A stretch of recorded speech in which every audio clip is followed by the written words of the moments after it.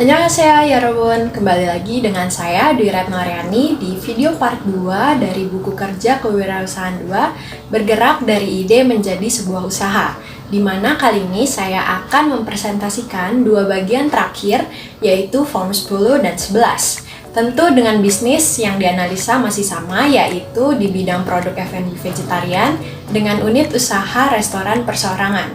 Jadi untuk teman-teman yang belum nonton video part 1, silahkan cek description box untuk link videonya. Baik, langsung saja kita mulai dengan form 10, yaitu identifikasi akses pembiayaan atau modal usaha baru. Langkah pertama adalah identifikasi pentingnya pembiayaan atau modal. Kriteria pertama yaitu alasan kebutuhan modal usaha baru. Baik, di sini teranalisa bahwa usaha perlu modal untuk menstabilkan diri dari tantangan cash flow dan bertujuan sebagai penanaman modal usaha. Kriteria kedua yaitu sumber-sumber modal personal. Nah, sumber-sumber tersebut mencakupi dana pribadi pendiri dan sumber bootstrapping. Nah, bootstrapping ini adalah suatu cara untuk menghindari pembiayaan atau pendanaan eksternal melalui kreativitas, kecerdikan, dan lain-lain. Contohnya adalah menerima tenaga magang dapat menghemat expense untuk tenaga kerja. Kriteria ketiga adalah potensi peningkatan pendanaan. Potensi ini mencakupi dari personal funds dan equity capital. Langkah kedua, identifikasi sumber-sumber pembiayaan ekuitas. Kriteria 1, business angels, mempunyai karakteristik mereka menginvestasi uang mereka sendiri ke dalam proyek, biasanya lebih sedikit daripada yang diinvestasikan oleh pemodal Ventura. Kemudian mereka juga membuat keputusan sendiri mengenai investasi. Kriteria 2 yaitu jenis venture capital. Di sini dipilih berdasarkan cara pemberian bantuan, yaitu single tier approach dan two tier approach. Kriteria ketiga yaitu initial public offering atau IPO diidentifikasi dapat memberikan manfaat berupa monitoring dan pengakuan investor dan perubahan modal. Langkah ketiga yaitu identifikasi pembiayaan pinjaman. Kriteria 1, bank komersial diidentifikasi mempunyai karakteristik seperti secara historis, bank umum belum dipandang sebagai sumber pendanaan praktis untuk perusahaan pemula. Dan yang kedua, sentimen ini bukan ketukan melawan bank, hanya saja bank-bank itu beresiko buruk untuk pembiayaan usaha startup yang bisnis sangat beresiko. Selanjutnya, kriteria kedua yaitu SBA Guaranteed Loan diidentifikasi memiliki karakteristik seperti pinjaman jaminan SBA dapat digunakan untuk hampir semua tujuan bisnis yang sah. Kriteria ketiga yaitu sumber-sumber pinjaman lainnya diidentifikasi dapat mencakupi teman dan keluarga, kemudian ada jaringan langganan peer-to-peer lending. Langkah keempat yaitu identifikasi sumber-sumber kreatif pembiayaan dan modal. Kriteria pertama yaitu leasing atau sewa diidentifikasi memiliki karakter seperti sewa merupakan perjanjian tertulis di mana pemilik properti mengizinkan seorang individu atau bisnis untuk menggunakan properti tersebut selama jangka waktu tertentu dengan imbalan pembayaran.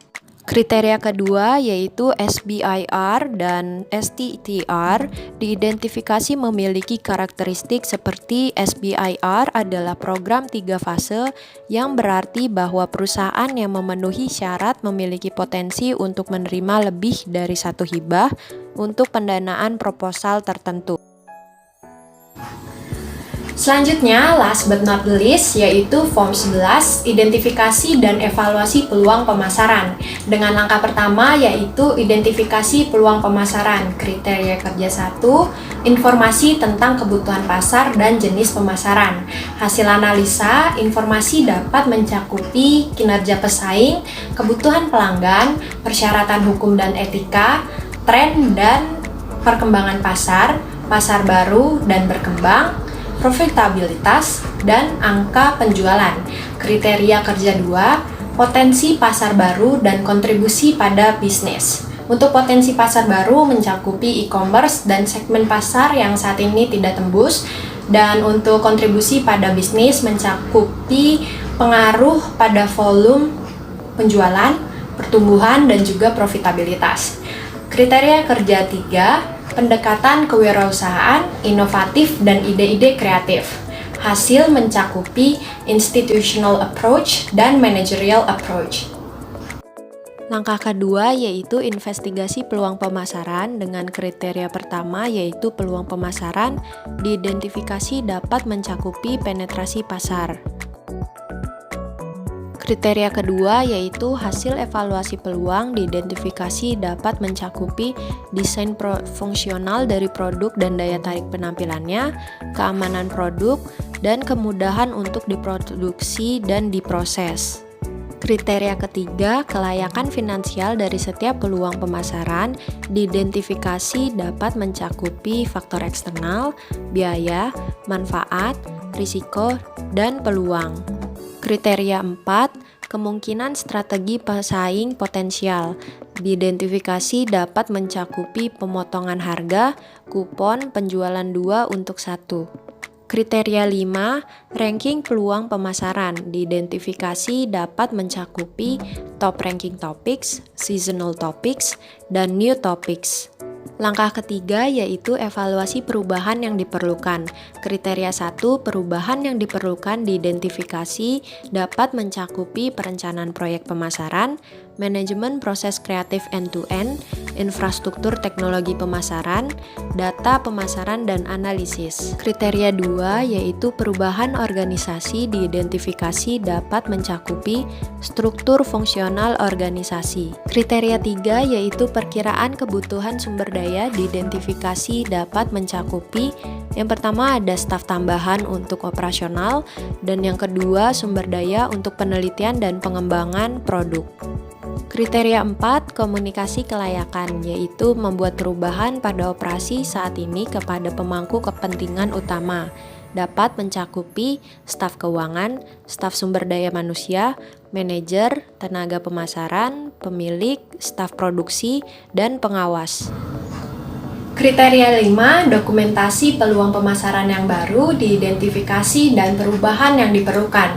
Baik, berdasarkan hasil analisa di atas, usaha ini memiliki peluang pemasaran yang cukup besar dan terbuka. Maka harus segera melakukan upaya peningkatan consumer engagement agar dapat memanfaatkan peluang yang ada sebaik mungkin.